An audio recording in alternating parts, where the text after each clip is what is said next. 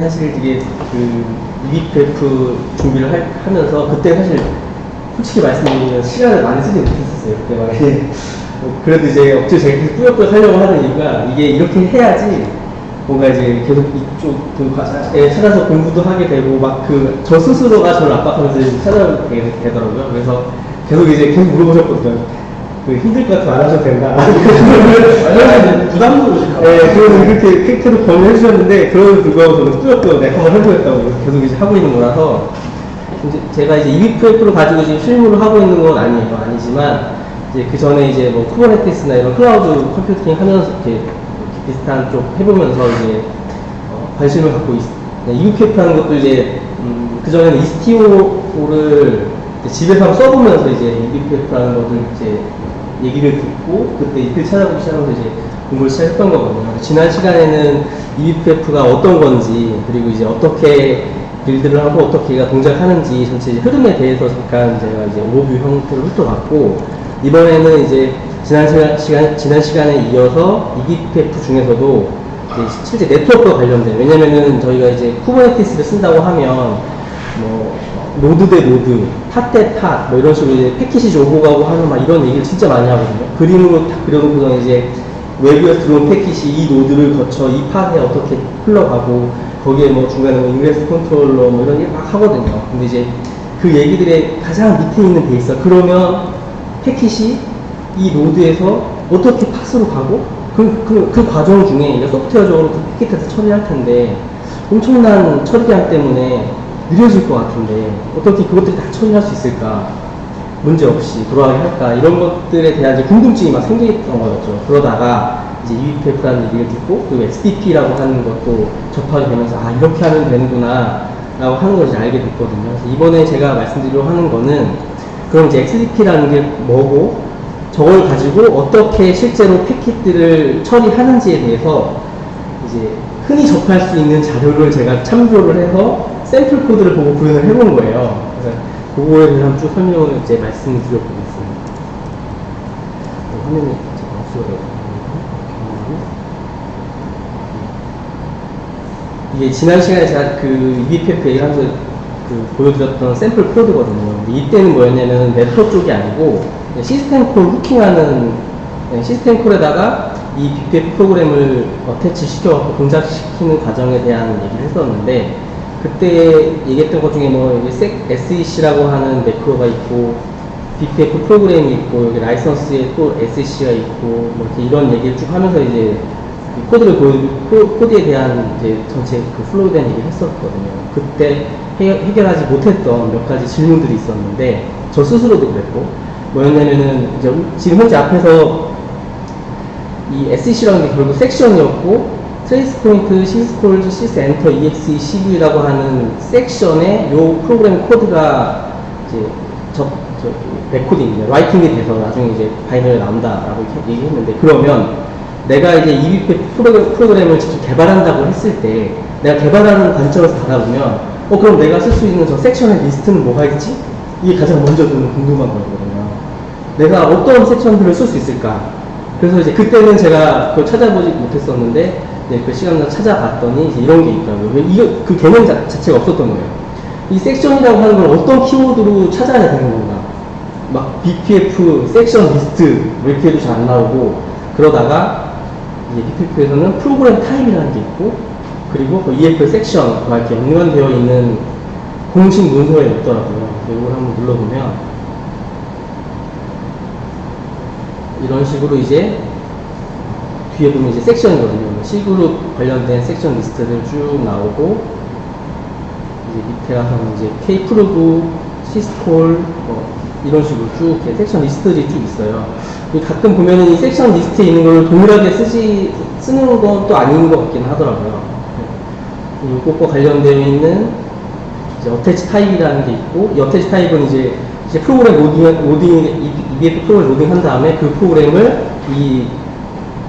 어태치 시키는데, 그때 옆에 사용된 어태치 타입들이 쭉 있고, 네, 프로그램 타입이라는 게 쭉 있더라고요. 나중에 이제 실제로 뭔가 구현을 해야 되거나 작업해야 될 게 있으면 이런 걸 또 참조하면은 진행을 할 수 있을 것 같다. 이제 답을 얻은 거죠.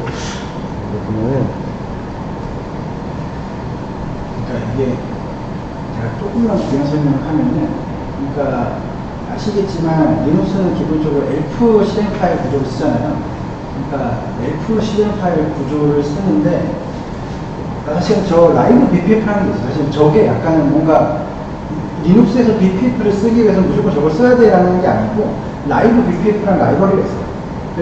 그 라이브 BPF가 하는 역할이 뭐냐면은 만약에 우리가 라이브 BPF를 이용해가지고 우리가 저거를 그 BPF 코드를 컴파일하고 로딩을 하잖아요. 그럼 컴파일 할 때 앞에 섹션, 그러니까 정해진 대로 섹션 이름을 지정을 하게 되면 그 라이브 BPF가 로딩을 할 때 저 섹션 이름을 확인해서 그 BPF 시스템 콜로 저기에 해당하는 위치에다가 그 프로그램을 박아줍니다. 기능을 보시면. 그러니까 이거는 라이브 BPF 스타일이에요. 그러니까 라이브 BPF 아니고 다른 경우에는 사실 이렇게 코딩 안 하는 경우도 있거든요. 그러니까 내가 명시적으로, 왜냐하면 롤 레벨로 그냥 BPF 시스템 콜 이용해가지고 그냥 내가 그러니까 C그룹의 바인드 시스템 콜에다가 BPF 프로그램을 박을 수도 있어요. 근데 그러면은 너무 불편하잖아요, 사실. 그래서 얘는 나름 표준화 시킨 거예요. 그러니까 저기 BPF 시스템 콜 가지고 사실은 저기 해당하는 위치에다 내가 박을 수도 있는데 그러면 너무 힘드니까 그냥 라이브 BPF는 그냥 컴파일 할 때부터 너가 이 BPF 프로그램을 어디다 받고 싶은지에 따라서 섹션 이름을 저렇게 지정해주면 내가 그 로딩할 때 그 섹션 이름을 참고해서 그거를 내가 이제 적절한 BPF 시스템 포르스에서 프로그램 박아줄게 라고 규정되어 있는 거예요. 그래서 여기 보면 이게 라이브 BPF 문제잖아요. 네. 이 라이브 BPF가 의미가 있는 거는 이거는 커널 레벨짜리 맞는 거예요. 그러니까 이게 서드 파트 같은 개념이에요. 이것도 해주는 거죠? 네. 그렇지. 그래서 BCC 스타일이고 라이브 BPF는 이제 커널 개발, 실제 커널 코드 안에 들어가 있어요. 사실 라이브 BPF. 커널 코드 안에 다 같이 있거든요. 네, 이게 지금 커널 문서인데 그 안에 보면 이제 BPF라고 또 이제 도큐멘테이션 섹션 안에 이런 문서가 만들어져 있더라고요. 그래서 실제 코드도 커널 코드 안에 있어요. 네.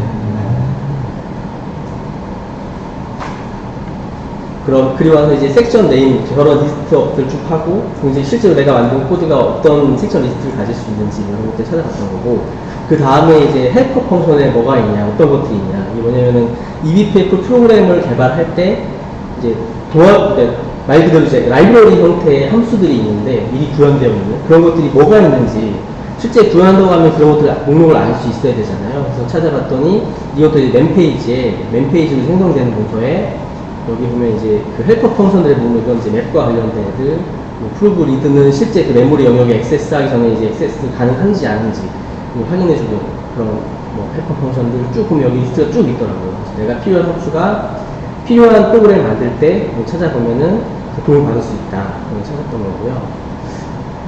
그리고 그 다음에 이제 무슨 얘기 했었냐면은 제가 eBPF를 설명을 하면서 이런 그림이 있었어요.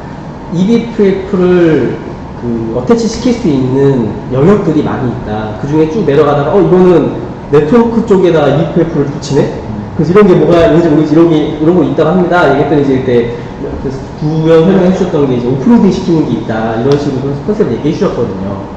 실제로 이제 XDP 쪽을 보다 보니까 그게 이해가 됐어요. 그래서 네트워크 인터페이스 카드에 eBPF 프로그램 적재한다는 것이 어떤 의미인가? 그게 eBPF-XDP 튜토리얼즈라고 지난번에 이제 공지해 주실 때 제가 레퍼런스로 참조한다라는 그 문서가 있는데 거기에 보시면은 이제 설명 대축이 있거든요. 오늘 또 이 얘기를 할 거고요. 그래서 이 튜토리얼에 보면은 그게 어떤 의미인지에 대해서 이제 설명을 드릴 수 있을 것 같아요. 네.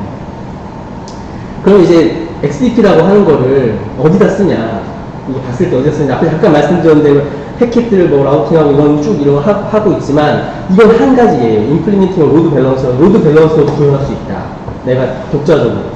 그리고 NAT NAT 하는 기능이라든지 이런 것도 실제 카카오 같은 경우에는 자기들이 NAT도 구현했더라고요. IP 테이블즈로 하지 않고.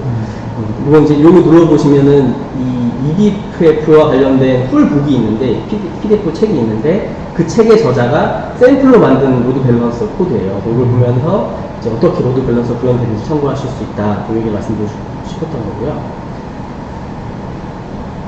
이제 좀 더 이제 그러면 XDP가 뭐냐?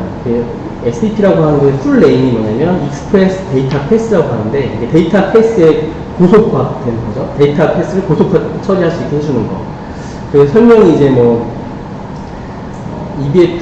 eBPF 베이스로 뭐 고성능의 데이터베이스를 이제 얘기하는 건데, 패킷 데이터, 네트워크 패킷들을 뭐 주고받는 처리를 오퍼레이팅 시스템 네트워크 스택과 관련 없이도 처리할 수, 다이패스 할 수도 있게끔 처리해주는 걸 이제 XDP라고 얘기한다. 얘기하고 있고, 뭐, 후킹되는, 그러니까 XDP가 놓이는 위치가 어딘지에 대해서도 이제 쭉 얘기하고 있는데, 그게 이제 뭐 네트워크 인터페이스 카드로부터 패킷 도착했다는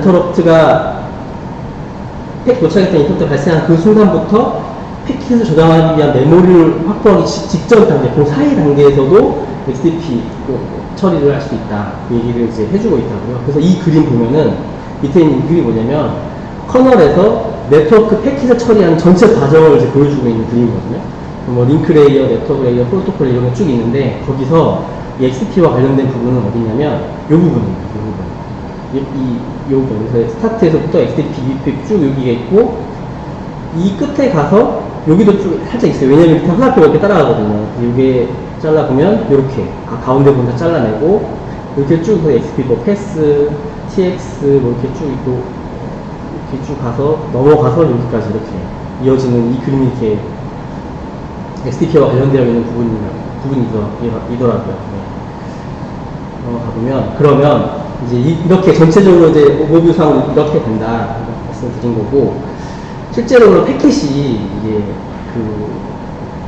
망에 떠돌다가 이 특정 컴퓨터, 특정 PC 하드웨어에 NIC 네트워크 인터페이스 카드에 패킷 도착을 했을 때, 도착을 여기 지금 한 거예요. 도착을 하고, 그 패킷이 그 다음에 어디로 가느냐?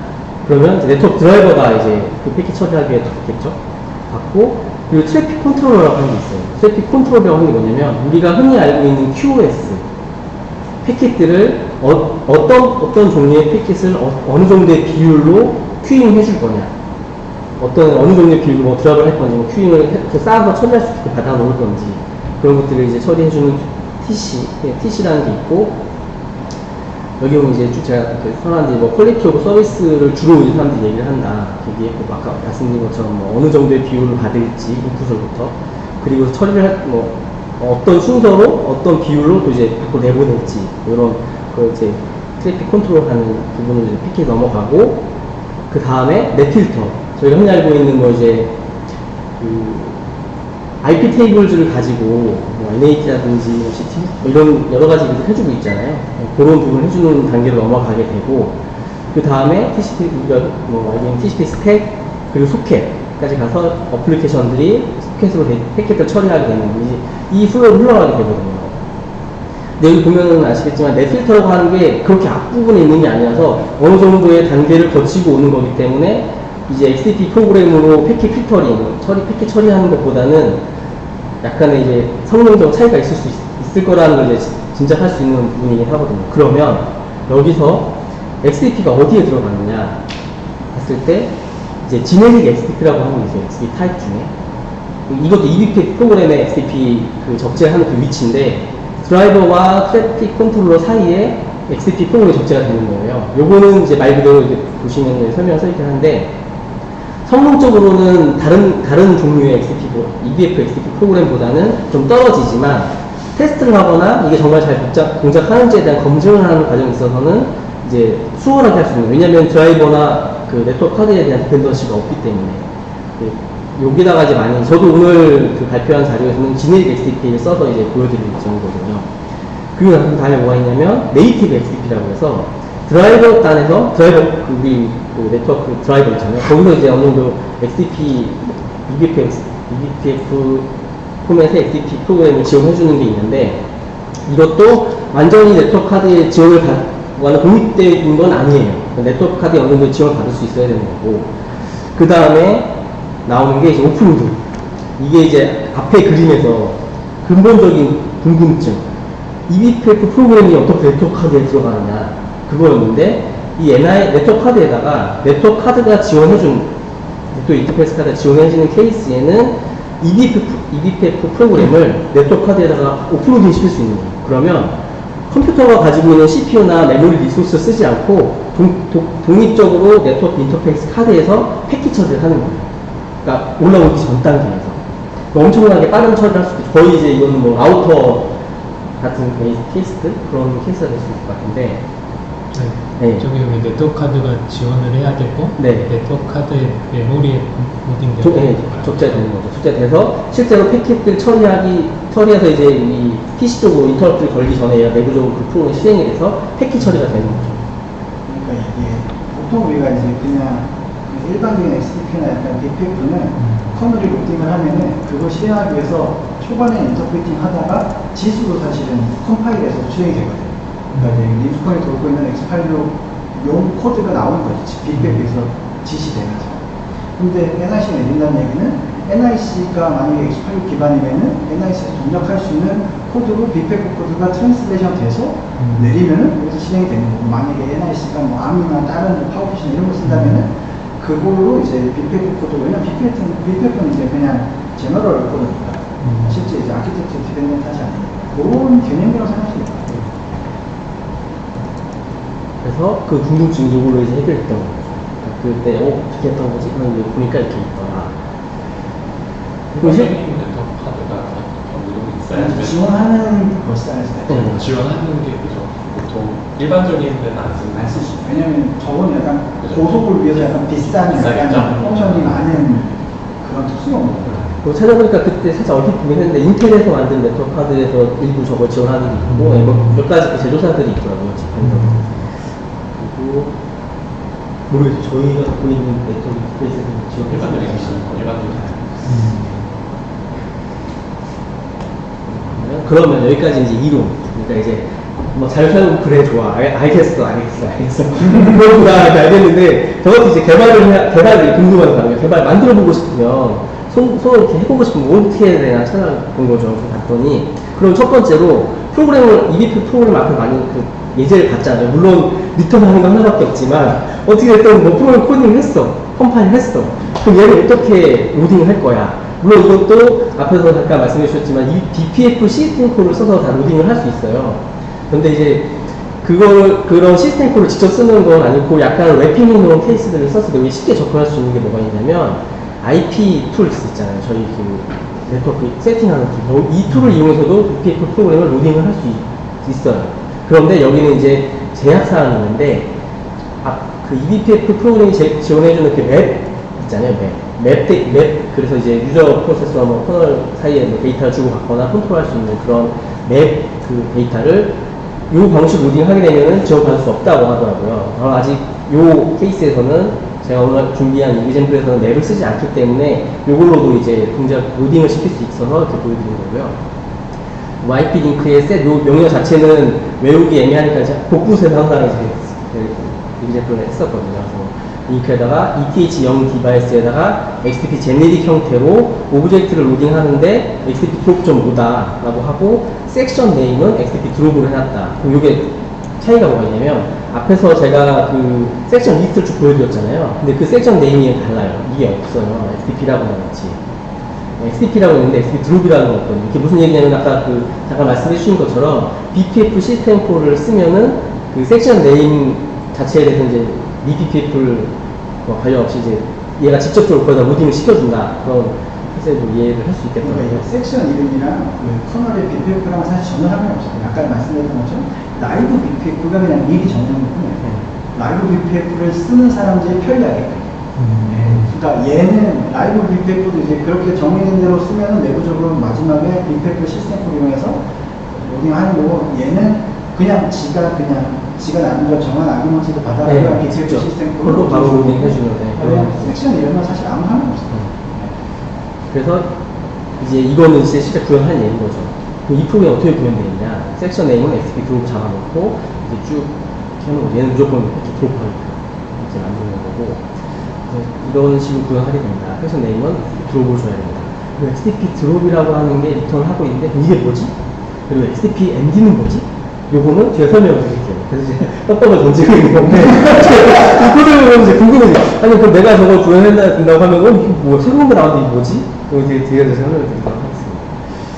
그리고 또 다른 예제로 이제 얘는 패스하는 거, 여기 섹션 네임 XDP 잡아놨고 똑같이 이제 얘는 약간 헤더까지 또 약간 친절하게 보여드리는 거고 똑같은 패스라는 게 있네? 이게 또 뭐지? 이게 똑같이 나오고 그 다음에 이제 XDP 로더라고 있는데 이게 그 BPF 시스템 콜이 가장 베이스가 되는 거고, 그걸 직접 쓰기 위해서는 정말 되게 복잡하거든요. 복잡하고 막 되게 쓸데없는 많이 해줘야 되는데, 쓸데없는 건 아니지만 필요한 일들 많이 해줘야 되는데, 그걸 한번 랩핑해준 게 BPF고, BPF를 가지고 XDP 프로그램도 할 수 있지만, 이걸 좀 더 쉽게 또 랩핑해준 게 XDP였나?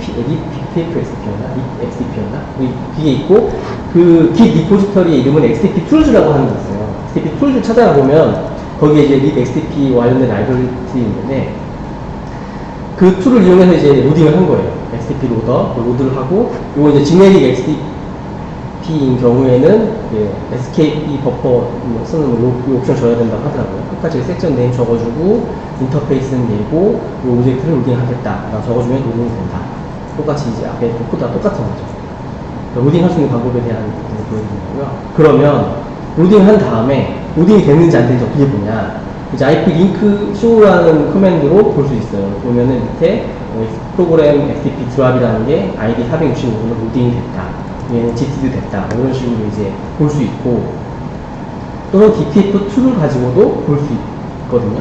이걸 확인해 보면, DPF2 프로그램 show를 해보면, 이런 식으로 이제 XDP 드랍 프로그램이 로딩이 되어 있는 게 보여요. 근데, 요때 지금 XDP 디스패처라고 하는 게 있는데, 이게 뭐냐면, 내가 로딩한 프로그램이 아니거든요. 근데 디스패처가 로딩이 되어 있는 거예요. 이게 뭐냐면, 이 프로그램은 제가 로딩할 때 XDP 로더를 갖고 로딩한 거예요.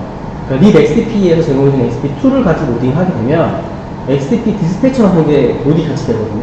얘는 뭐냐면, 그, 특정 프로그램을 로딩할 수 있는 게, 한 번에 하나씩 로딩이 되는데, XDP 디스패처라는 걸 이용하게 되면, 여러 개의 프로그램을 체인링해서 로딩할 수 있게 해주는 중간에 있는 하나의 어떤, 아비터라고 해야 되나? 그런 이제 해주는 역할을 그 프로그램들을 XDP 툴 개발하는 오픈소스 개발자들이 만들었더라고요. XDP 디스패처라고 하는 거예요. 그러니까 여러 개의 XDP 프로그램을 나는 이 인터페이스에다가 여러 개의 XDP 프로그램들을 쭉 체인해서 로딩을 하고 싶어.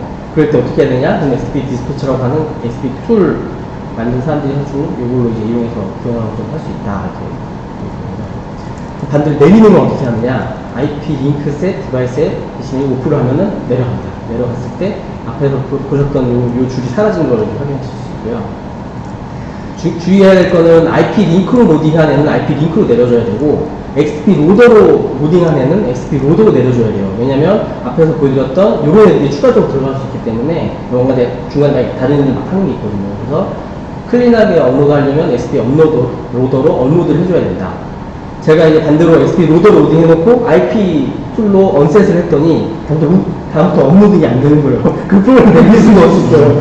그래서 그 도커 컨테이너를 안 사기 때문에 도커 나가버리면 리셋 되기 때문에 다 내려갔는데 안 내려가는 거예요. 걔가 다시 똑같은 거 다시 로딩하고 또 업로드 다시 로딩했더니 또 다른 애가 로딩을 뜬 거야. 다른 게 로딩이 돼서 걔가 내려가고.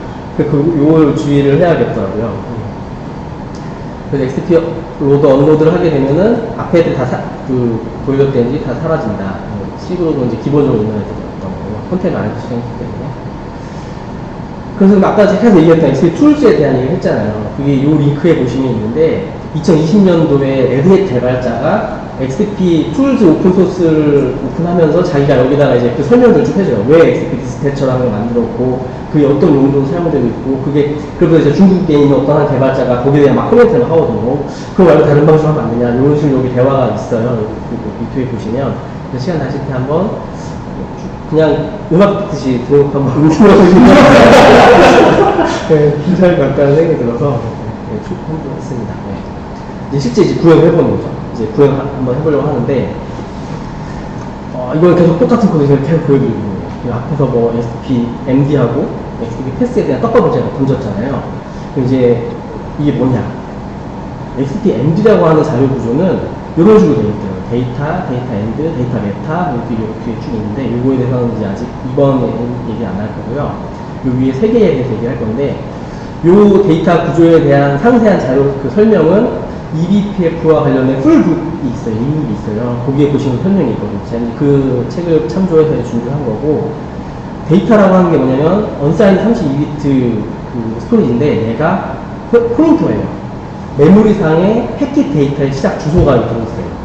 그리고 메모리상의 패킷 데이터의 끝나는 주소가 데이터 엔드에 들어있고 이 패킷 데이터에 대한 메타 데이터가 그 시작된 위치에 여기서 이 데이터 메타에 들어있어요. 이 메타가 뭐냐면 XTP 프로그램이, EBF 프로그램이 얘만 있는 게 아니고 또 다른 애들도 있을 수 있잖아요. 여러 개의 프로그램들이 이제 그 하나의 패킷에 대한 접근하려고 할 때 이 XTP 데이터 메타라고 하는 영역에다가 자기들이 뭔가 데이터를 이제 조작할 수 있게끔 하는 공간이라고 하더라고요.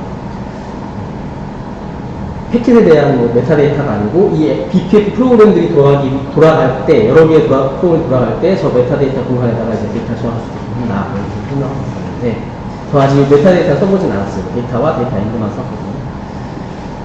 그럼 이제 그래서 이거 이제 제가 설명을 드렸고 그럼 XTP 패스 말고 또 뭐가 있냐 얘는 뭐냐 보여드리면 XTP 드랍이라는 게 있어요. 앞에서 살짝 여기에 있었거든요. XTP 요거 TX 패스 이런 여기 있었는데 그게 이제 XTP 드랍이라고 하는 걸 리턴하게 되면은 말 그대로 패킷을 드랍시키는 거예요. XTP 패스는 뭐냐면 그 이후부터 정상적인 네트워크 그 스택을 쭉 태워주는 거죠. 그리고 XTP TX는 그 패킷을 다시 세임 네트워크 인터페이스 받았던 네트워크 인터페이스 다시 그대로 보내주는 건데 이 용도가 뭐냐면 내가 패킷 조작했을 때 그러니까 패킷 자체를 먼저 한번 받은 거예요. 맥 어드레스가 있고 뭐 여러 가지 데이터 정보들이 헤더 정보들이 있을 거잖아요. 그 헤더 정보를 조작을 한 다음에 다시 XTP TX를 보내주면은 마치 그 패킷이 온 것처럼 다시 네트워크 인터페이스 카드가 받아서 쭉 하고 올라간다는 거죠. 조작을 한번 한 다음에. 그리고 XTP 리다이렉트는 뭐냐면 이제 이 윗단계 이후의 네트워크 스택을 쭉 태우는 게 아니고 그냥 이 XTP 처리하는 이 EBP 프로그램 자체에서 패킷을 딴 데로 보내버리는 거예요. 다른 인터페이스 카드로. 그러니까 이게 결국에는 OS 레벨 커널에 있는 다른 네트워크 스택을 쭉 태우지 않고 빠른 속도로 이제 거의 라우팅하는 역할을 할 수 있는 거죠. 그리고 XTP 어프로치는 뭐냐면 XTP 드롭과 비슷하지만 얘는 말 느낌, 여기 오는 느낌 그대로 뭔가 문제가 있어서 드랍시켰다. 익셉션이 발생했다. 그런 용도로 이제 XTP 어프로치로 사용한다고 하더라고요. 그럼 여기까지 이제 봤으면 이제 XTP ND, XTP 패스 뭐 요거에 대해서 이제 다 알았거든요. 그럼 이제 우리도 구현할 수 있는 거거든요. 뭐든지 만들 수 있는 거예요. 지금부터 우리는 EBF XTP 프로그램을 할 수 있어요. 믿음이 가시다면서 혼자 할 수 있거든요. 그래가지고 이제 실제로 하나로 이제 구현해보려고 하는데 이것도 이제 핑 프로그램인데 그 책에 보면 가장 기본적인 샘플이 있는 거고 커널에 보면은 EBF 프로그램 샘플도 여러 개 쭉 있는데 그 중에 하나예요. 그래서 앞부분을 이제 반복되는 데는 쭉 빼고 이제 큰 글씨 감독이 새로 등장하는 애들이거든요. 실제 이제 데이터를 처리하는 애들. XTP MD라고 하는 이 콘텍스트를 받아서 룩업 프로토콜이라는 걸 하고 걔가 어떤 프로토콜인지 보고 얘가 ICMP 패킷이면 헬로핑을 찍고 리턴 패스를 하는 거예요. 그러니까 중간에 핑 패킷이 오면은 ICMP 패킷이 오면 헬로핑이라고 찍고 그냥 위로 올려보내는 거죠. 쭉 처리를 해주는 거죠. 그럼 이제 룩업 프로토콜이 그러면 혹시 EBPF 헬퍼에 있는 건가? 너무 이제 땡큐하죠. 그냥 이만큼 갖다 쓰면 되니까. 근데 이제 이 룩업 프로토콜이라는 거는 그 헬퍼에 있는 건 아니고 이 예제를 만든 사람이 직접 이제 구현을 해놨더라고요. 그래서 제가 그걸 보고 따라서 이제 좀 살펴봤는데 룩업 프로토콜이라는 거를 요거를 한번 보면은 그럼 패킷에 대한 조작을 우리가 할 수 있어요. 맥 어드레스를 바꾼다든지 TCP/IP에 어떤 기술을 바꾼다든지 할 수 있는데 살펴보면 패킷 데이터, 넘어오면 아까 전에 데이터라고 하는 걸 말씀드렸잖아요. 그래서 데이터 구조체 안에서. 데이터라고 하는 가리키고 있는 것이 이더넷 헤더가 시작되는 부분이에요. 여기고, ETH 헤더라고 하는 자유 구조가 이미 있고, 얘를 가지고 캐스팅해서 쓰게 되면은, ETH 프로토콜, 데스티네이션 맥 어드레스, 소스 맥 어드레스 이런 식으로 접근을 할 수 있어요. ETH 프로토콜 보고, ETH 프로토콜을 보고, 얘가 IP 패킷인지 아닌지 구분을 하는 거예요. 그죠?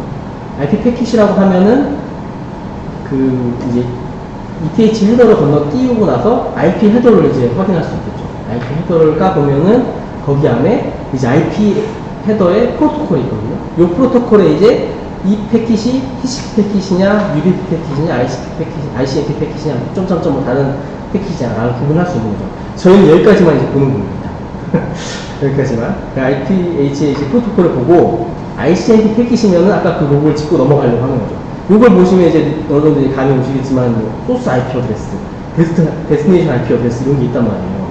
그래서 지난 시간에 이제 한번 얘기했었던 것 중에서 이제 팟을 통해서 패킷이 왔을 때 얘가 어느 팟을 어떻게 받고 막 이런 얘기를 했잖아요. 뭐 IP 주소를 조작한다. 뭐 이런 얘기하고 어떤 옵션을 주면은 이제 내 주소가 아니라 쭉 올라가면 할 수 있다. 뭐 이런 얘기 해주셨잖아요. 그런 일들이 다 여기서 이제 일어날 수 있는 거죠. 이 단계에서부터.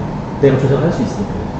다만 이제 이 체크섬이라는 게 있기 때문에 IP 헤더에 대한 조작하고 나면 이 체크섬 또 다시 계산해줘야지 위에서 올라 이후에 네트워크 스택이 문제없이 처리가 될 거다라고요. 네. 조작한 다음에 저장은 저기 주소에다 그대로 네네, 저장. 메모리에 또 있는 걸 저장할 수 있는. 이게 또 재밌는 게 제가 살짝 이제 그 GitHub에 계정이 다 있으시죠? 없으신 분, GitHub에 보면은 Git 로그를 보시면 제가 삽질을 한 게 하나 있어요. 뭐냐면 IPH를 캐스팅하는데 데이터 주소에다가 스트럭처 이번에 헤더 주소를 더하고 거기다 IP 헤더 주소를 더한 거예요. 그리고 나서 IPH 프로토콜 접근을 했더니 포미션 지나는데 에러가 나는 거예요. 뭐지? 막 이러고 보는데 결국에 왜 그랬냐면 로딩을 할 때 베리파이어가 eBPF 프로그램이라고 하는 게 컴파일 한 다음에 얘가 로딩할 때 로딩하면 이제 베리파이어가 돌아간다고 했잖아요. 터널 내에서 이 프로그램 문제가 있는지 없는지 그 과정에 뭐라 하냐면은 베리파이어라는 애가 이 앞에 보여드렸던 주소 요 주소 데이터와 데이터 엔드 사이에 있는 영역에만 접근을 해야지 이 영역을 넘어가는 영역에 접근을 하려고 하면은 베리파이어가 잘라내 얘는 문제있냐고 안 올려줘요. 네. 그리고 그런 예제로 또 하나가 뭐냐면은 BPF4 프로그래머라고 하는 그 논문 스타일의 뭔가 그 간단한 문서가 있는데 거기에 보시면 또 다른 이제 무한루프에 대한 걸 베리파이어가 잡아내는 게 있는데 우리가 흔히 랜덤 넘버를 가지고 이제 그 루프를 돌릴 수 있잖아요. 랜덤 제너레이트된 이 숫자가 0보다 클 때는 계속 이 무한루프를 돌려라. 만약 0이 나오면 루프를 끝내라. 라고 하는 걸 만들 수 있는데 그렇게 만들면 베리파이어가 잡아낸대요. 얘는 무한루프 돌 수 있다. 그래서 안 된다. 그런 식으로 이제 그 베리파이어가 그런 일을 해준다고 하더라고요. 잠깐 딴 얘기 했었는데 그래서 이렇게 프로토콜을 가지고 앞에 있는 루거 프로토콜이라는 함수를 만들 수 있다. 몇 줄 안 돼요. 요 코드 그대로 갖다 쓰면 되거든요. 기터브에 다 있고. 그래서 이렇게 만든 다음에 실제로 이제 실행시켜 본 거죠. 이제 만들긴 다 했으니까 궁금하잖아요. 진짜 되나 안 되나.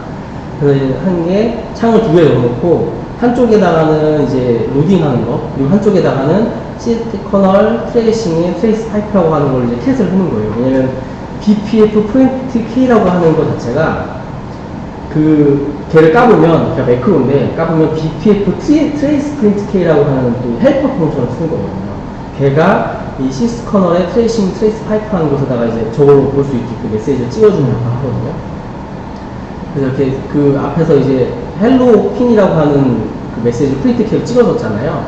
그게 여기 이제 요거를 찍히는 걸 확인하실 수 있습니다. 제가 핑을 하면, 이제 저는 이제 프로그램 어디에 로딩했냐면, 루프백 디바이스에다가 이 프로그램을 지네릭을 로딩 해놨거든요. 로딩 해놓고 핑으로 로컬 호스트를 하게 되면은 이제 ICMP 패키지 가겠죠. 가면서 저희가 로딩했던 그 프로그램에서 이제 ICMP 패키지에 이제 헬로 핑을 찍는 거예요. 그리고 나서 그대로 이제 패스트했기 때문에 네트워크 패킷 프로토콜 쭉 타서 리스폰드가 가고 막 이런 식으로 핑 패키지에 동작하게 되는 거고요. 만약에 거기서 XP 패스를 하지 않고 XP 드랍을 했으면 핑에 대한 응답이 오지 않아요. 그럼 얘는 핑 한번 보내놓고 응답이 없는 호스트가 되는 거죠. 사실 저희가 그걸 많이 하잖아요. ICMP 패킷 같은 경우는 핑에 응답하지 않고 나가놓잖아요. 근데 이거 로그가 왜 한 번에 몰아서 나오는 거? 이게 아마 얘가 보낼 때마다 계속 찍는 게 아니고 이제 주기적으로 이렇게 해서 쭉쭉쭉 모아서 지금. 커널 그래서? 네. 버퍼링이 기본적으로 있기 때문에 또 한 두 번 보내면 한 번 더 찍히고 딱 일정한 간격으로 찍히더라고요. 이렇게. 그럼 실제로 앞에서 잠깐 뭐 로드 밸런스를 만들 수 있어요. 약간 이제 떡밥을 던졌었는데 왜냐면 우리가 이제 그 클라우드 이제 또 쿠버네티스 이런 걸 써서 이제 뭔가 하고 있으니까 던졌었는데 그럼 이제 어디에 쓸 수 있냐 이렇게 가지고 쓸 때 보면 이제 클라우드 플레어 쪽에서 이제 디도스 관련된 처리를 하기 위해서 이제 XCP를 가지고 뭔가 처리를 하고 있다. 클라우드 플레이어에서. 그리고 로드 밸런서를 만드는 것은 카트란이라고 하는 프로젝트가 있는데 여기서 이제 로드 밸런서를 EBF XCP로 만들고 있다. 모니터링하는 플로우 샘플링 하는 애들은 뭐 이제 또 다른 툴도 또 여러 개 있고 이건 제가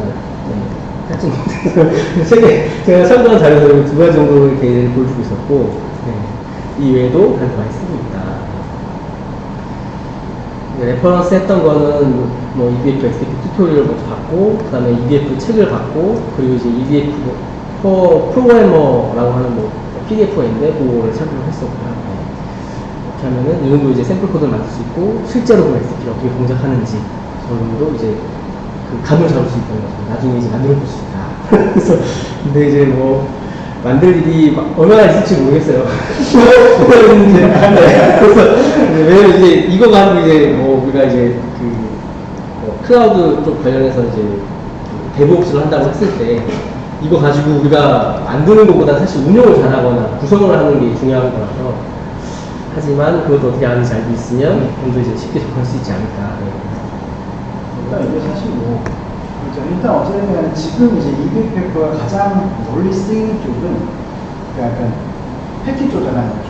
그게 뭐 네트워크 장비일 수도 있고 그 다음에 그게 이제 쿠버네티스 쪽, CNI 쪽도 있고 그 다음에 이제 보안 쪽도 있고 데브옵스 관련해서는 일단은 뭐 제가 미리 얘기드렸지만은 사실 이게 실리용은 어쨌든 간에 이제 EBPF 메인 개발자들이 만든 거의 EBPF가 핵심적인 코드거든요. 그거를 보고 이해할 수 있으면 사실은 이제 실리용을 단순히 운영만 하더라도 뭔가 최적 개선을 뭔가 성능을 뭔가 좀 개선을 하거나 뭔가 이렇게 문제가 발생해서 해결할 수 있는 뭔가 좀 더 스킬업이 제기되는 거죠. 근데 뭐 그런 게 아니면 사실은 뭐 당장 뭔가 큰 도움은 안 되겠죠 사실. 네. 근데 뭔가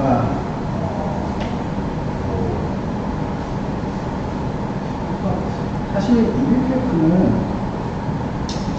사실 그런 거 같아요. 아까 커널 안에 들어가 있는 것들이 사실 어떻게 보면 특수한 기능이잖아요. 사실 일반적인 애플리케이션 개발자들이 다룰 일이 거의 없는 쪽이긴 하잖아요. 사실 네트워크 장비나 뭐 이런 것도 사실 일반적인 응용 소프트웨어라고 보기 힘들고. 네.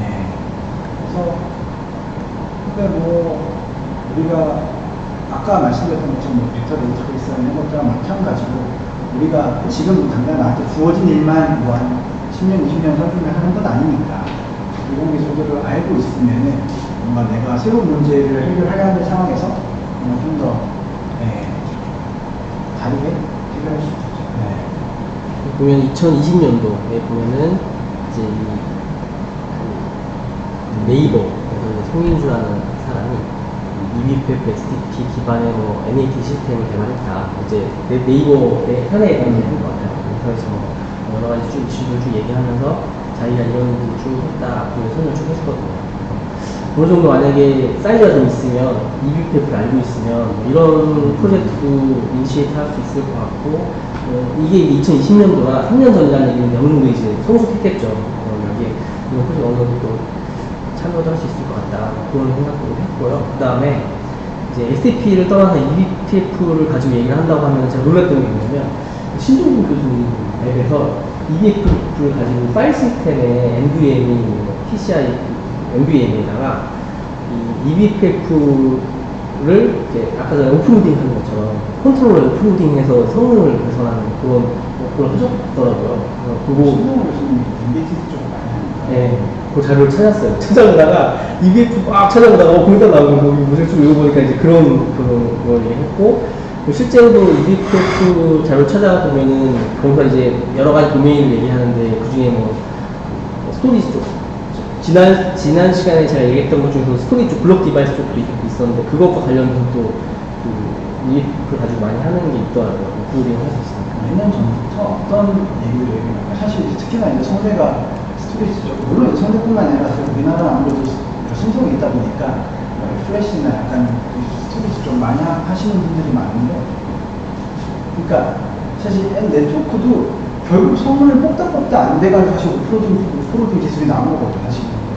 근데 스토리지 쪽도 삼성에서 예전에 내가 알기로는 뭔가 스토리지 내부에 약간 키밸류 데이터베이스 같은 기능을 넣어서 뭔가 성능 개선하고 이런 얘기도 있었거든요. 얼마나 실용적일지 잘 모르겠지만.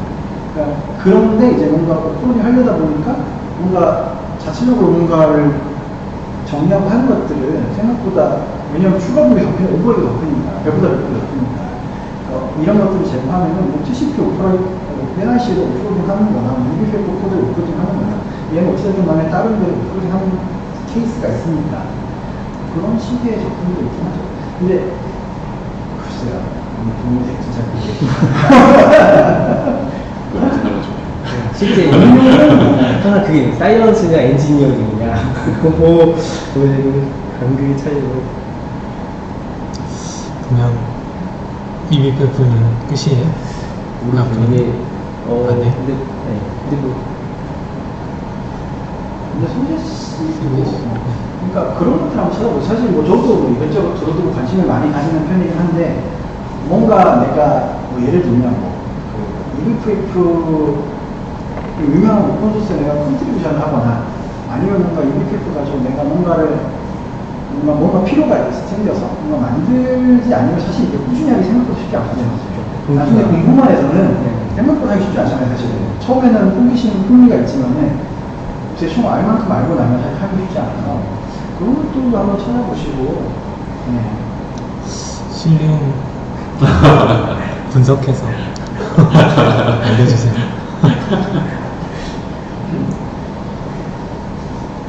이렇게 이제 학교를